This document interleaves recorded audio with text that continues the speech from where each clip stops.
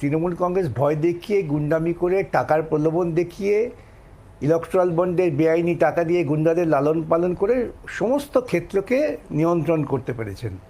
যেটা নিয়ন্ত্রণ করতে পারেননি তা হচ্ছে বিচার ব্যবস্থাকে, বিশেষ করে হাইকোর্টের পর্যায়ে যে বিচার ব্যবস্থা, বিচারকদের তারা ম্যানেজ করতে পারেননি, আর কিছু অভাগা আইনজীবী আমাদের মতো যাদের ম্যানেজ করতে পারেননি।